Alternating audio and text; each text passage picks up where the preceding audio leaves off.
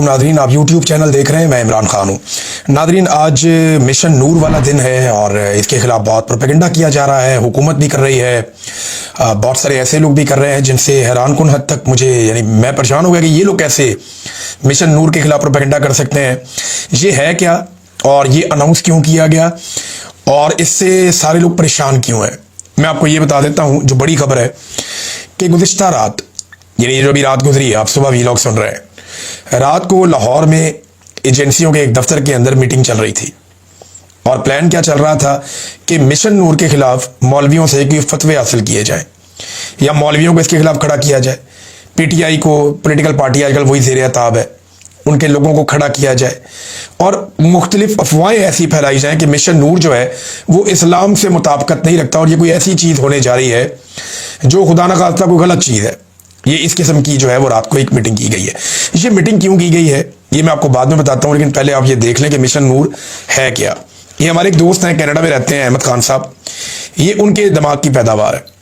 उन्होंने सबसे पहले ये उनके जहन में ख्याल आया कि हमें मिशन नूर के नाम से एक सिलसिला शुरू करना चाहिए और हफ्ते की रात उन्होंने इसलिए चुनी कि लोगों को छुट्टी होती है अगले दिन, तो वो लोग ज़्यादा एक्टिव होते हैं ना वीकेंड नाइट पे।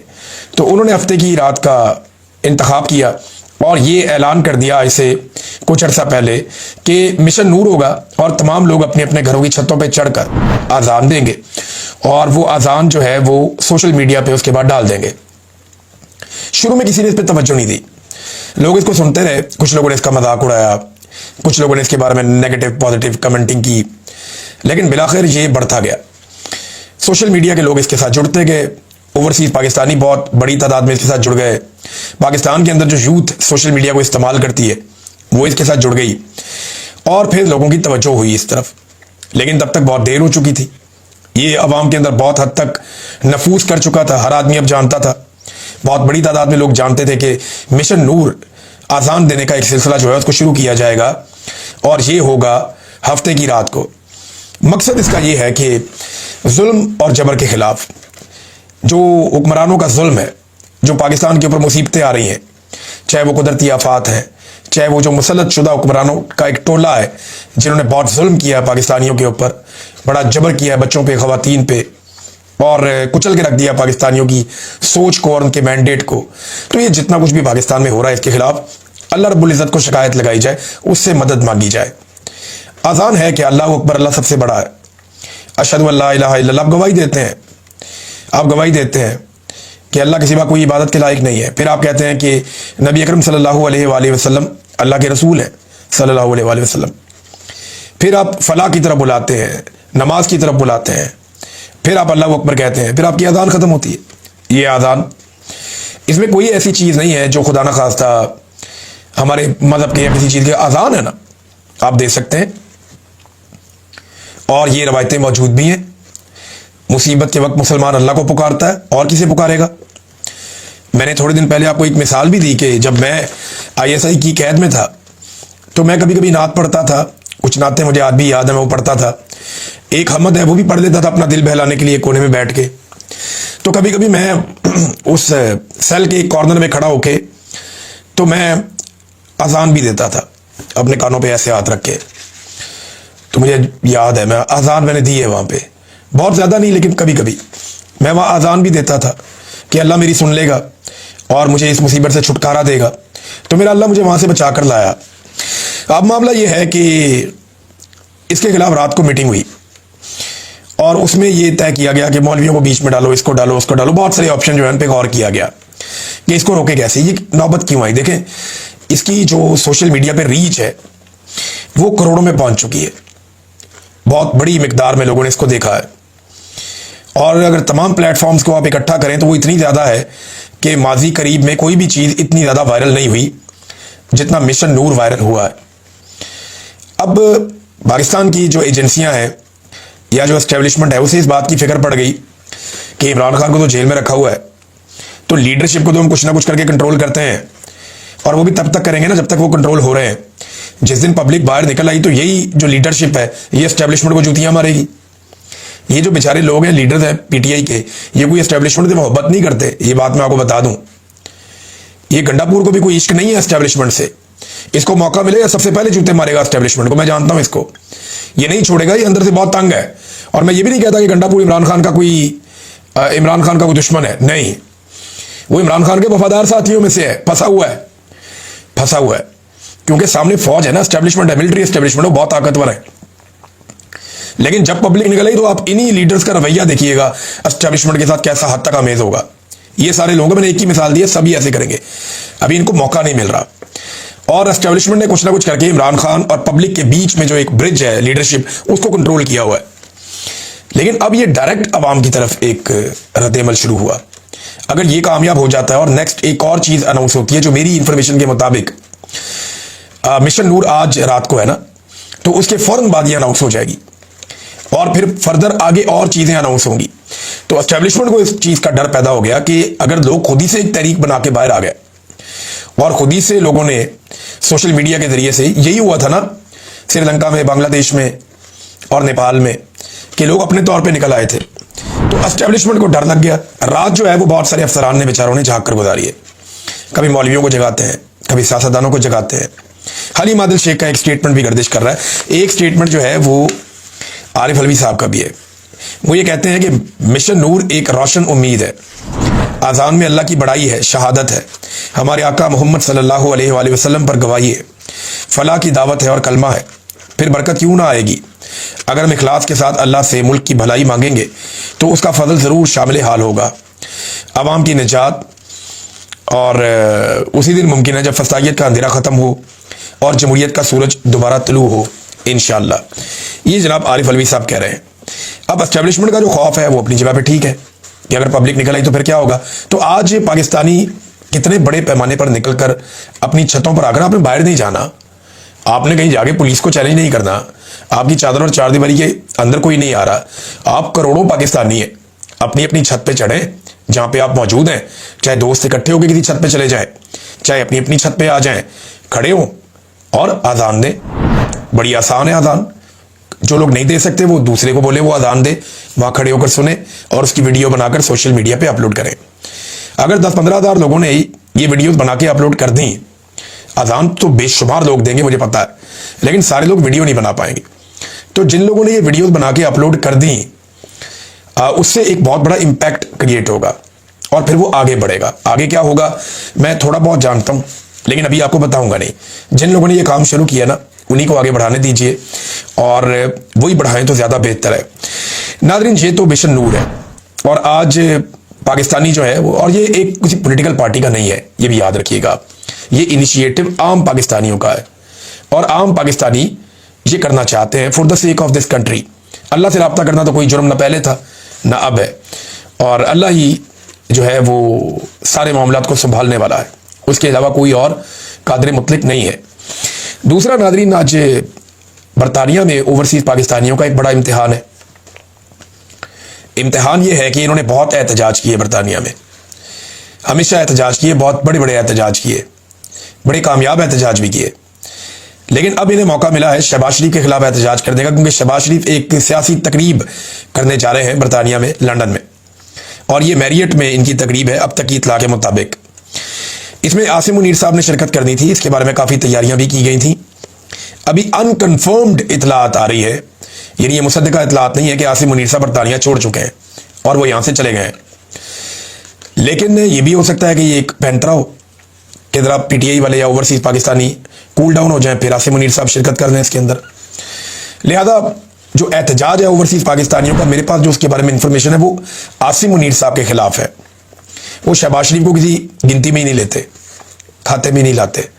वो कहते जी एहतजाज तो हमारा आसिम मुनीर के खिलाफ है, और उन्हीं के बारे में उन्होंने पोस्टर्स उठाए होंगे, ये पोस्टर आप देख भी रहे हैं।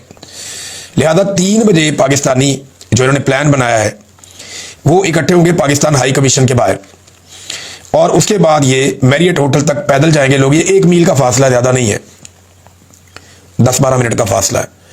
ये वहां से निकलेंगे पाकिस्तान हाई कमीशन के बाहर से और पैदल चलते हुए चले जाएंगे मैरियट होटल के बाहर, जहां अंदर शहबाज शरीफ साहब अपनी एक पॉलिटिकल तकरीब कर रहे हैं।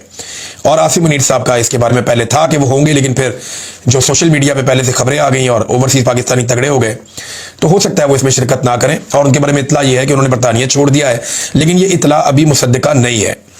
पाकिस्तान तहरीक इंसाफ के बहुत सारे लोगों ने मास्क हासिल कर लिए हैं इमरान खान के चेहरे वाले। वो ये मास्क पहनकर वहां एहतजाज करेंगे ताकि उनकी तस्वीरें बनाकर, वीडियो बनाकर पाकिस्तान की एजेंसियों को ना दी जा सके, क्योंकि इसके नतीजे में पाकिस्तान की एजेंसियां उनके रिश्तेदारों का पाकिस्तान में जीना हराम कर देती हैं। लिहाजा ये एक नया तरीका भी पाकिस्तान तहरीक इंसाफ अडॉप्ट करने जा रही है।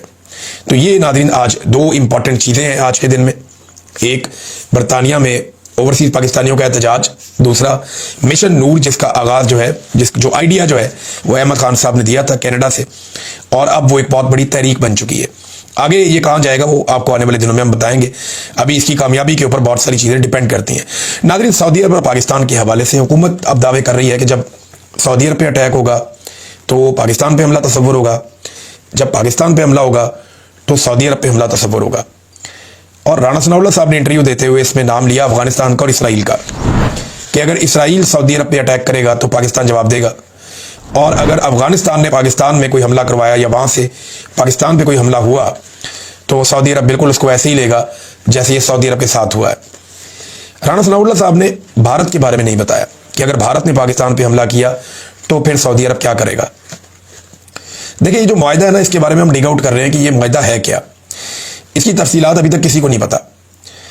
यानी मैंने बहुत करीबी हुकूमत के लोगों से पूछा, हुकूमत के अंदर बैठे हुए लोगों से पूछा, जो पाकिस्तान के डिफेंस में काम करने वाले तगड़े लोग हैं उनसे भी पूछा, वो भी नहीं जानते कि मुआहिदा है क्या, इसकी तफसीलात क्या है, इन फाइलों के अंदर लिखा हुआ क्या है, ये कोई नहीं जानता। अब जो लोग ये जानते हैं उन्होंने कौम को बताया नहीं है, उधर पता चले कि इसके अंदर है क्या।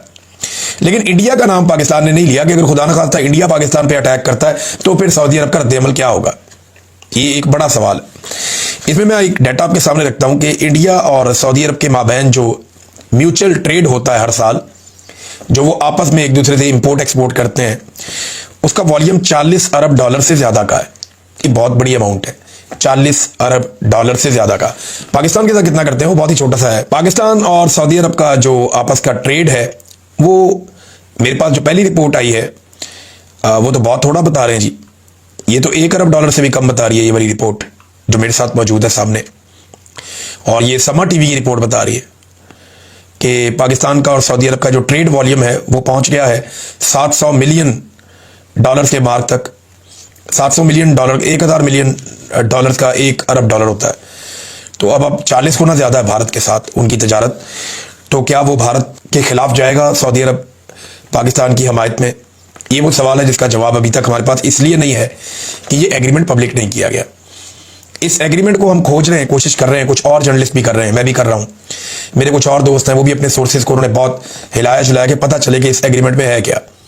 पता चलता है तो आपके साथ शेयर करते हैं कि वाकई ये कोई ऐसा एग्रीमेंट है संजीदा, या फिर ये एक गिमिक है, दुनिया को दिखाने के लिए एक चीज लाई गई है ताकि सबकी बात बन जाए, या वाकई में प्रैक्टिकली कुछ ऐसा होने जा रहा है। अभी कुछ आप कह नहीं सकते, आने वाले दिनों में चीजें सामने आएंगी। पाकिस्तान आने वाले दिनों में कुछ मजीद अरब ममालिक से भी इसी किस्म के मुआहदे कर सकता है, और इसका फायदा उन ममालिक को और पाकिस्तान सबको होगा कि एक तासुर बन जाएगा कि ये इकट्ठे हो गए। लेकिन देखें ना, जब भी कभी कोई मुआहदा होता है दिफाई नौयत का, उसके पीछे बहुत लंबी चौड़ी स्टडीज होती हैं, बड़ी डिबेट्स होती हैं, पार्लियामान के अंदर, पार्लियामान के बाहर, नेशनल मीडिया के ऊपर, फिर डिबेट की जाती है, थिंक टैंक्स इसके ऊपर काम करते हैं, दिफाई एक्सपर्ट्स इसके ऊपर काम करते हैं, मईशत के मैदान में पे चीजें देखी जाती हैं, फिर जाके ये कोई मुआहदा ऐसा होता है। लेकिन अचानक से मुआहदा सामने आ जाना, इसकी कोई माजी में ऐसी मिसाल मिलती नहीं है, हमने कभी माजी में ऐसा देखा नहीं है। हत्ता कि जंग भी चल रही हो ना तो उस दौरान भी इस तरह से एकदम मुआहदा सामने नहीं आता, ये चीजें टाइम लेती हैं।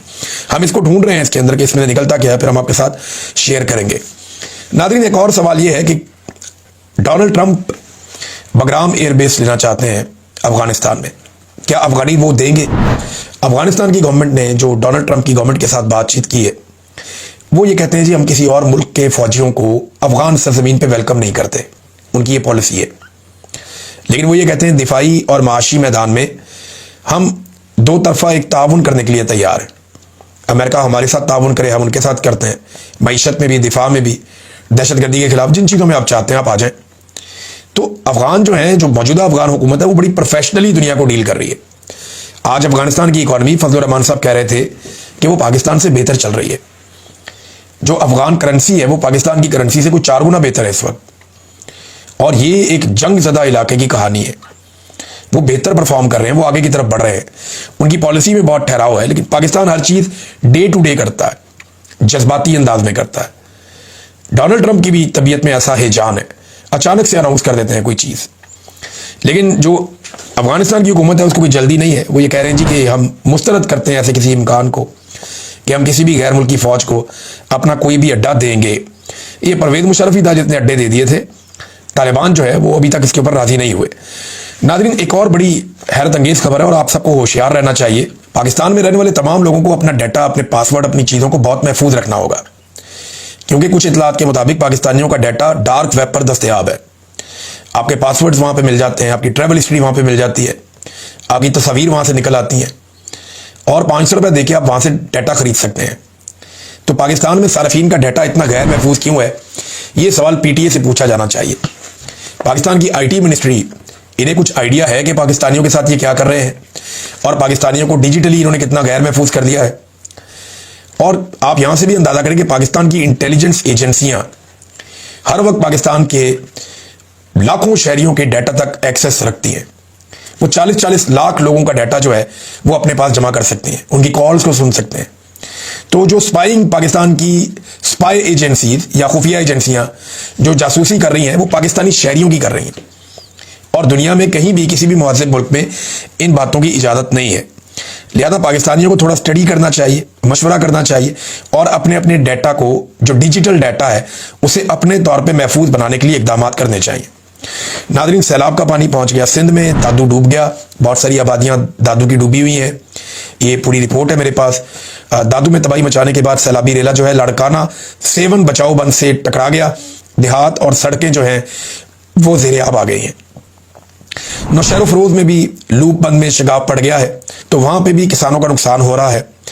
लगभग 1,85,000 से ज़्यादा, लगभग 2 लाख के करीब जो शहरी हैं उन्हें मुंतकिल किया गया अब तक, और बहुत बड़े पैमाने पर वहाँ सिंध में भी फसलों का नुकसान हो रहा है, जो अफसोसनाक है। पंजाब में पहले तबाही हुई, अब ये तबाही सिंध को बहुत टाइम मिला इन चीज़ों का मुकाबला करने के लिए, लेकिन वहाँ पे भी फसलों को, किसानों को, उनको तबाह कर रहा है सैलाब का ये पानी। नाज़रीन, सदर Islamabad high court bar association Wajid साहब ने मुकदमा दर्ज करवा दिया अपने साथी वकला पे। इसकी वीडियो मौजूद है और नादिर बलोच साहब ने पूरी वीडियो लगाई है कि ये लोग सिर्फ, क्योंकि वाजिद साहब ने जब इलेक्शन जीता था ना, तो वो इमरान खान का नाम लेकर जीता था। पाकिस्तान तहरीक इंसाफ के वकला ने उनको सपोर्ट किया और इलेक्शन जितवा दिया। अब जब वो सीट पर आकर बैठे तो उन्होंने पार्टी बदल ली, वो दूसरी तरफ जाके खड़े हो गए और एस्टेब्लिशमेंट वाली साइड पे दिखाई देना शुरू हो गए या हुकूमत वाली साइड पर दिखाई देना शुरू हो गए। वोट उन्होंने यहाँ से ले लिए थे। अब वकला हर जगह पे उन्हें इरिटेट करते हैं, उनसे सवाल करते हैं सोशल मीडिया पे सामने आकर, तो इस सिचुएशन से वो तंग थे। जब यहाँ कल का ये वाकया हुआ तब भी वकला सवाल कर रहे थे, तो वीडियो में देखा जा सकता है कि वाजिद साहब ने 1-2 वकला के साथ हाथापाई की कोशिश की, लेकिन बीच बचाव करवा दिया गया। अब बाद में क्या हुआ, इन्हीं वाजिद साहब ने दहशतगर्दी का मुकदमा करवा दिया ईमान मदारी साहबा पे, हादी साहब पे, उनके शौहर जो है इंतजार पंजूथा साहब पे, उनको पहले ISI ने अगवा भी किया था, नईम हैदर पंजूथा साहब को और दीगर जो वकला है उनके ऊपर उन्होंने दहशतगर्दी का मुकदमा दर्ज करवा दिया, अपने ही वकला भाइयों के ऊपर। तो काजी फायद ईसा साहब जो गंद मार के गए हैं ना पाकिस्तान की अदलिया में, ये गंद कम से कम 10-20 साल साफ करना पड़ेगा अदलिया को, वकला को, जजेस को। ये गंद का टोकरा उन्हें उठा के फिरना पड़ेगा इस अदलिया को, और ये गंद साफ करते करते भी 1 से 2 दहाइयाँ लग जाएंगी जो काजी फायद ईसा गंद फैला के पाकिस्तान की अदलिया में गए। आज जिनकी बारी है वो तकलीफ उठा रहे हैं, कल अभी बहुत सारे और लोगों की बारी आएगी और ये तकलीफ बढ़ती जाएगी। नाज़रीन, बुशरा बीबी के जेल में बीमार होने की इत्तलात हैं और लगातार जो है वो इस हवाले से कोई अच्छी खबरें नहीं आती, लेकिन उन्हें सहूलियात नहीं दी जा रही और सिर्फ इमरान खान साहब की बीवी होने की वजह से उन्हें जेल में बंद किया हुआ है। और मरीम नवाज की एक ख्वाहिश भी है। दूसरा एक अजीबोगरीब दावा मरीम नवाज ने और उनके लोगों ने कर दिया कि कैंसर का इलाज 60 मिनट में। अब मैंने कोई रिसर्च करने की कोशिश की है, कुछ दोस्तों से बात की है, कोई डॉक्टर से बात की है कि बगैर ऑपरेशन के, सर्जरी के, कीमोथेरेपी के, रेडियोथेरेपी के, ये कैसे मुमकिन है कि 1 घंटे में मरीज जाए अस्पताल में और 1 घंटे के बाद सर दर्द नहीं दूर होता 1 घंटे में। आपका गला खराब है तो आपको 2 दिन लग जाते हैं ठीक होने में। बुखार उतरने में, नॉर्मल जो बुखार है वो उतरने में आपको बाद का 2-2 दिन लग जाते हैं। तो ये कैंसर का इलाज 1 घंटे में दावा इन्होंने किया है, बड़ा हैरानकुन दावा है। ये तो तहलका मच जाएगा पूरी दुनिया में। को 25 करोड़ की मशीनें कहते हैं जी हम चाइना से लेकर आ रहे हैं, तो ये उन्होंने कहानी तो सुनाई है। तो डॉक्टर हजरात से मैं गुजारिश कर रहा हूँ कि वो मुझे बताएं कि क्या वाकई ये पॉसिबल है, या बरतानिया में तो हमने नहीं सुना, अमेरिका में भी नहीं सुना, लेकिन मरियम नवाज बज़िद है कि ऐसा कुछ उन्होंने कर दिया है। लेट्स सी क्या होता है। अब तक के लिए इतने ही, अपना ख्याल रखिएगा, अपने इस चैनल का भी। अल्लाह हाफ़िज़।